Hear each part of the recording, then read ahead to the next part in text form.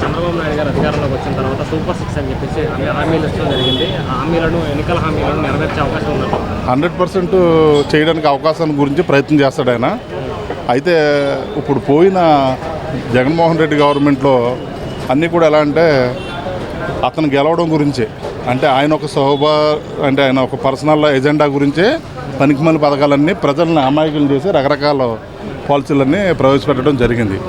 కానీ ఈయన విజన్ ఉన్న నాయకుడు ఎవరు? చంద్రబాబు నాయుడు అండ్ పవన్ కళ్యాణ్ విజన్ ఉన్న నాయకుడు.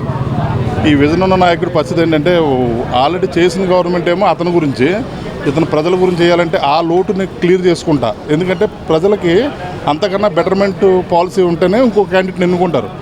అదే ఆలోచనతో ఏంటంటే ఇప్పుడు మూర్ఖుడు పరిపాలిస్తున్నాడు, ఆ మూర్ఖుని తప్పించాలంటే కొద్దిగా తప్పదు కొన్ని వాగ్దానం. కానీ అలాగే 7,000 రూపాయలు పెన్షన్ ఇస్తున్నాడు, అమలు చేశాడు. 100% సక్సెస్. మేమైతే కనుక కొంత టైం తీసుకుంటాడు అనుకున్నాం, చాలా బాగా చేశాడు. అలాగే రైతులకు సంబంధించి 1,500 కోట్ల రూపాయల ధాన్యం బకాయిలు ఇవ్వాల్సి వస్తే దాన్ని పెండింగ్ పెట్టాడు ఎవరు? జగన్మోహన్ రెడ్డి. కానీ ఇమీడియట్గా ఈయన ఏం చేశాడు? వచ్చిన వెంటనే 1,000 కోట్ల రూపాయలు ఫండ్ రిలీజ్ చేయడం జరిగింది. అలాగే ఎంప్లాయీస్కి జీతాలు ఇయ్యరేమో అనుకున్న పరిస్థితి మొన్న గవర్నమెంట్లో. ఈ గవర్నమెంట్ వచ్చిన వెంటనే జీతాలు రిలీజ్ చేశాడు. అంటే ఇంకొకటి ఏంటంటే చంద్రబాబు నాయుడు గారిని చూసేటప్పటికి ఆటోమేటిక్గా ఎలా ఉంటుందంటే మంచివాడికి అప్పేస్తారు, చెడ్డవాడికి దూరంగా ఉంటారు అన్నట్టు జగన్ గారిని చూసి పారిపోయారు. ఈయన వచ్చేటప్పటికి ముందుకు వస్తున్నారు. చూస్తున్నాం కదా ఆల్రెడీ ఏ కంపెనీలతో టైఅప్ అయింది. అలాగే లోకేష్ గారు కూడా సాఫ్ట్వేర్ కంపెనీలన్నీ చేయడం. 100% అయితే మాత్రం ఆయనకు అనుభవం ఉంది. అలాగే సెంట్రల్ గవర్నమెంట్కి మనం కూడా అంత అవసరం ఉన్నాం, అర్థమైందా? మనం కూడా అంతే అవసరం ఉన్నాం. ఆ అవసరాన్ని బట్టి మొన్న బడ్జెట్లో కూడా మంచి పోలవరం ప్రాజెక్టు కానీ మన అమరావతికి కానీ అన్నిట్లో కూడా నిధులు బాగా కేటాయించారు. నెక్స్ట్ ముందు కూడా అంతే ఇదిగా ఉంది. మనకి ఇక్కడ ఏంటంటే పవన్ కళ్యాణ్ గారు ఉండడంతో బీజేపీ టైఅప్ ఆయన ఉండడంతో ఆయనకున్న రిలేషన్స్, అలాగే చంద్రబాబు నాయుడుకున్న ఎక్స్పీరియన్స్, ఈ రెండు కలిస్తే అత్యద్భుతంగా చాలా అద్భుతంగా ఉంటుంది. మళ్ళీ ప్రజలందరూ కూడా ఒకటి గమనించాలి, జగన్ అనే దొంగ మాత్రం దయచేసి ఆడు ఏం చేసినా ఇంకా అవకాశం లేదులేండి. ఇంకా ఆయన సెంటర్కు జైలుకి వెళ్ళిపోవడమే తప్పదు. ఈ దొంగల ముఠాన్ని అందరినీ కూడా ఆ కొడాలి నాని బూతులు మంత్రి వీళ్ళందరూ 3 మంది ఉన్నారు, 420 వీళ్ళందరినీ కూడా అర్జెంటుగా చంద్రబాబు నాయుడుకి మేము చెప్పేది అయితే ఒకటే, ఇటువంటి వాళ్ళు ప్రజల్లో ఉంటే చాలా ప్రమాదకరం. మీరు దయచేసి వీళ్ళందరినీ శ్రీకృష్ణ జన్మస్థలానికి తరలింతే చాలా ఉత్తమం. ఆంధ్రప్రదేశ్ బాగుంటుంది. ఎందుకంటే కనీసం సొంత బాబాని చంపితే కనీసం ఎక్కడ మాట్లాడలేదు. చిన్నాన్న కూతురు సొంత రక్త సంబంధికురాలని షర్మిల వచ్చి మా బాబాని మీ ఇంట్లో అవినాష్ రెడ్డి ఇటువంటి సభ్యుడు పబ్లిక్గా చెప్పిన జగన్మోహన్ రెడ్డి సీఎం పదవి ఉన్నా కూడా 5 సంవత్సరాలు ఎప్పుడు చిన్న కేసు కానీ చిన్న దర్యాప్తు కానీ ఏం పెట్టిందిలా. ఆకతాయిలు అంటే రోడ్డు మీద నీళ్ల పైపు దగ్గర కొట్టుకున్నా కూడా ఇప్పుడున్న జగన్మోహన్ రెడ్డి ప్రతిపక్షంలో ఉండవలసింది కాదనుకో. ఆ మనిషి ఏమంటున్నాడంటే చంద్రబాబు నాయుడు వల్లే ఈ నీళ్ళ దగ్గర గొడవ జరిగింది, చంద్రబాబు నాయుడు వల్ల ఇది జరిగింది అంటున్నాడు. ఇవన్నీ కాదు. సొంత బాబాయ్ గురించి ముందు నువ్వు ధర్నా చెయ్యి. ఎప్పుడు సొంత బాబాయ్ గురించి ఇక్కడ రాష్ట్రంలో మాట్లాడదు, ఢిల్లీ వెళ్ళి నీకు పని ఏందా? అసలు నువ్వు ఎంత భయభ్రాంతులు గురి చేసి ఒకసారి నువ్వు 5 సంవత్సరాలు ఏం చేసావు ఖాళీగానే ఉన్నావు కదా, ఇంట్లో కూర్చొని నువ్వు రివ్యూ చేసుకో. 5 సంవత్సరాలు ఏం చేసావు అన్నది నీకు తెలుస్తుంది. ఇంక ఈ నాటకాలన్నీ ఎవరు నమ్మే పరిస్థితి లేదు. దాడులు ఎవరు చేశారు సార్? మీకు మీరు కూడా దాడులు చేసుకుని దాడులు చేసుకుని ఎవరో దాడి చేశారంటారంటే ఎవరు దాడి చేశారు? అసలు ఎవరైనా దాడి చేశారా? అసలు నువ్వు ఎప్పుడైనా క్యాబినెట్ మీటింగ్ పెట్టావు? అసలు నీకు పరిపాలన తెలుసా? అసలు నువ్వు పబ్జీ గేమ్ ఆడుకోవడమే తెలుసు తప్ప నీకు అసలు ఒక మూర్ఖుడివి, ఒక దుర్మార్గుడివి. నువ్వు అసలు రాజకీయానికి పనికిమాలో ఆ మహానుభావుడు ఎవడో రాజశేఖర రెడ్డి తప్పుజారి పుట్టావు నువ్వు ఒక వాస్తవంలో చెప్పాలంటే. అసలు నీ తల్లి కొడుకు ఎంత దుర్మార్గుడు అని తల్లి క్షమింతుంది. కనీసం తల్లి నిన్ను విధులు పారిపోయింది బాబా అమెరికా, నీ ఇంట్లో చెల్లి చెప్తుంది. అయినా ఇంకా రాష్ట్ర ప్రజలు ఇంకా గుడ్డుగా ఏంటో చేయాలని చెప్పి చూస్తున్నా ఉన్నాం.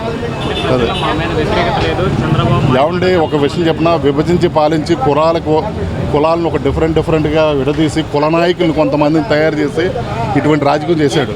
ఇప్పుడు చేసేది కొంతమంది ఉన్నారు అమాయకమైన ప్రజలు, వీళ్ళందరికీ ఒక రకమైన కొన్ని రకాల సూత్రాలని చేసి విభజించేస్తున్నాడు తప్ప అతని వెనకాల జనం అన్నది బూతు. అయితే ఏంటంటే ఆ పాలసీలో కొంతమంది లబ్ధి పొందేకి ఏమవుతుందంటే ఓట్ షేరింగ్ పెడతా ఉంటుంది. అలా ఈడిన ఓట్ షేరింగ్ తప్ప ఒరిజినల్గా అయితే అతనికి 40% అదే 39% ఏదో వచ్చింది. అసలు నెక్స్ట్ అయితే కనుక ఆ క్యాండిడేట్లు అసెంబ్లీలో నిలబెడతాను క్యాండిడేట్లే దొరకరు. అది ఇప్పటికే అమ్మఒడి కానివ్వండి, రైతు భరోసా కానివ్వండి అన్నీ ఇచ్చేసేవాళ్ళు. ఒక్కటి కూడా పథకం ఇంతవరకు రిలీజ్ చేయలేదు చంద్రబాబు నాయుడు. కన్నాలు వేసి కూడా ఏం చేస్తాడంటే ఎన్నేస్తాడు. అర్థమైందా? మనకి డెవలప్మెంటెడ్ కావాలి అంటే ఇప్పుడు ఎలా ఉంటుందో, అప్పు చేసి ఇప్పుడు మనకే 10,000 అప్పు దొరికింది తినేస్తాం. మళ్ళీ నెక్స్ట్ ఇప్పుడు వాడు లేడు కాబట్టి ఎన్ని అని చెప్తూ ఉంటాడు. నీకు అప్పుడు జాబ్ క్యాలెండర్ రిలీజ్ చేస్తున్నావు, ఎందుకు చేయలేకపోయావు నువ్వు? అమరావతిలో ఒక ఇటుక వెళ్ళిపోయావు, ఎందుకు వెళ్ళిపోయావు? పోలవరం ప్రాజెక్టు చేయలేకపోయావు. నీకు ఎంతసేపు ఏంటి అనుకున్నావు? చంద్రబాబు నాయుడు తిట్టడం, చంద్రబాబు నేను ఏదో జైలు వేస్తాను, నేను ఏదో గొప్ప అయిపోతాను, ఇట్లాంటి పనికి మళ్ళీ పనులు తప్ప ఏం చేసావు నువ్వు? ఏం చేస్తాడు? అమ్మ ఒడి అక్కర్లేదు, నాన్న ఒడి అక్కర్లేదు. నువ్వు చేసిన మద్యం పాలసీ వల్ల ఎంతమందికి కిడ్నీ పేషెంట్లు, లివర్, కాళ్ళు చేతులు పడిపోయి ఎన్ని రకాల కంప్లైంట్లు వచ్చినాయి. అసలు నీ ఫోటో పెట్టుకోవాలరా బాబు. ఎందుకంటే మనం ఏం చేస్తామంటే ఏంటి గుమ్మడికాయకి దిష్టి కడతాం చూసా, అలాగే ఏం చేయాలంటే జగన్మోహన్ రెడ్డి గారి ఫోటో దిష్టి కట్టుకోవాలి. జగన్మోహన్ రెడ్డి గారి ఫోటో పాస్బుక్ మీద ఉంటే, పంట పాస్బుక్ మీద జగన్మోహన్ రెడ్డి గారి ఫోటో ఉంటే దాన్ని తీసేసి రాజముద్ర వేసిస్తాం. అది కాదు, అదే కాదు జరగబడుతుంది. అదే ఇప్పుడు పబ్లిక్ డెమోక్రసీలో ఏంటంటే నీకు ఓట్లేసి నీకు అధికారం ఇచ్చాం, నువ్వు ఏంటంటే మాకు హీరోలు చేస్తూ ఉంటావు. ప్రజలకు ఏం కావాలి, ఏ అవసరాల నిమిత్తం ఏం కావాలన్నది చెయ్యాలి. కానీ నువ్వేంటి నీ సొంత ఏజెండా, సర్వే రాళ్ళ మీద నీ ఫోటోలు వేసుకోవడం, పాస్బుక్ మీద నీ ఫోటో వేసుకోవడం, ఏదో జగనన్న గోరు ముద్ద ఇవన్నీ ఏంటి కాదు. చంద్రబాబు నాయుడు గారు తీసుకున్న రాజముద్ర వేయాలి. ఎందుకంటే మనం ఒక డెమోక్రసీలో ఒక రకమైన పద్ధతిలో వెళ్తున్నాం. మనం నీ బాబు గారు జాగీర్ కాదు కదా, జగన్ గారు, రాజశేఖర రెడ్డిది, లేదంటే ఎన్టీ రామారావు, చంద్రబాబుది, లేదంటే పవన్ కళ్యాణ్, చిరంజీవి వాళ్ళది కాదు, మనది. అది మనంతా ఒక ఆంధ్రప్రదేశ్ ప్రజలు, మన ఇండియన్స్, మనందరం మనకు రాజముద్ర, మనం ఒక ఇదంలో ఉన్నాం. వాళ్ళెవరు? జగన్ గారు చేసిన పరిపాలనలో అది చాలా తప్పు. చంద్రబాబు నాయుడు గారు దాన్ని తెలుసు ఆయన, ఎందుకంటే సీనియర్, ఏది ప్రజలకు కావాలని. అలాగే మొన్న పవన్ కళ్యాణ్ గారు కూడా చెప్పారు చూసారా, పథకాలకు వాళ్ళ పేర్లు కాదని చెప్పి విద్యాభవన్కి సర్వపల్లి రాధాకృష్ణ గారి, డొక్కా సీతమ్మ గారి పేరు మీద, అవి కూడా చాలా ఎక్సలెంట్, చాలా బాగున్నాయి. ఫైనల్గా పవన్ కళ్యాణ్ గారి గురించి అడిగితే ఏం చెప్తారు సార్? విద్యా వ్యవస్థ కానీ, లేదంటే నిరుద్యోగులకు కానీ అవకాశాలు, ఉపాధి అవకాశాలు తెచ్చే అవకాశం ఉంది? First of all Pawan Kalyan గారి గురించి ఒకే ఒక మాట, చంద్రబాబు నాయుడు అనే వ్యక్తి 40 సంవత్సరాల అధికారం అనుభవం, రాజకీయ అనుభవం ఉన్న వ్యక్తిని ఆంధ్ర రాష్ట్రంలో మళ్ళీ గవర్నమెంట్ రావడానికి 100% ఇవాళ నిలబెట్టాడంటే ఒకే ఒక మగాడు పవన్ కళ్యాణ్. అలాగే ఢిల్లీలో బీజేపీ గవర్నమెంట్ నిలబడాలని కూడా ఇవాళ అతనే కారణం అయ్యేట్టు క్లియర్గా అందరికీ అర్థమవుతుంది.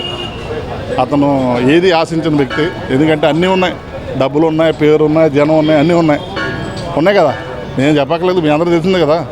మరి అటువంటి వ్యక్తి ఇవాళ అలా ఉండి చేసేటప్పటికి ఇవాళ చూస్తున్నాం కదా, నాదెండ్ల మనోహర్ ఉన్నాడు అతను, దాంట్లో ఎలా చేస్తున్నాడు, ఇవాళ ఎంత బియ్యాన్ని, రేషన్ బియ్యాన్ని ఎవడాడు, చంద్రశేఖర్, దూరంపూడి చంద్రశేఖర్ పరిగెట్టించాడు.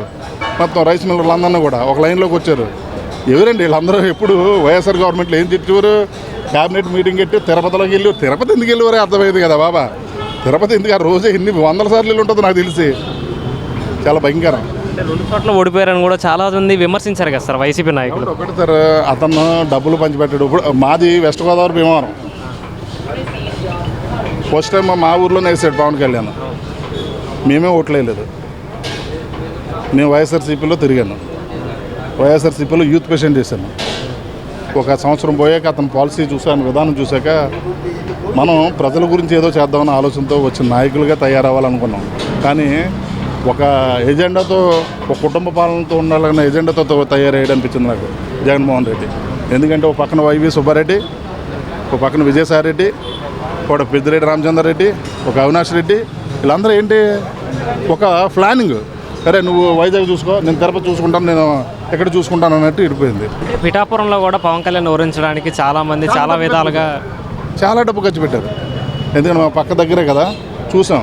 ఎందుకంటే విపరీతమైన డబ్బు ఇచ్చారు, రకరకాల భయపెట్టారు, కులాలను ఎడదీశారు. ఎవరినో ఒక 2 క్యాస్ట్లను తీసుకొచ్చి, నాయకులు తీసుకొచ్చి అక్కడ గొడవలు సృష్టించి, ఇంకా ఈ ఎవరిళ్ళ వాళ్ళ కాపులు వచ్చి ఇళ్ళు కొట్టారంట, ఆ రెడ్లు వచ్చి ఇళ్ళు కొట్టారంట, ఒక రకమైన విధ్వంసం తీసుకొచ్చి ఓడించడానికి చాలా ప్రయత్నం చేశారు. కానీ ప్రజలు చాలా తెలివైన వాళ్ళు, ఎప్పుడు ఎలా ఓటు వేయాలి, ఎవరిని దింపాలి, ఎవరిని ఎక్కించాలన్నది వీళ్ళందరికన్నా వాళ్ళు బాగా తెలుసు. మంచి నిర్ణయం తీసుకున్నారు. రాబోయే రోజుల్లో 2029కి ఇంకా బెటర్మెంట్. కానీ ఆంధ్రప్రదేశ్ సస్యశ్యామలంగా హ్యాపీగా చాలా బాగుంటుంది.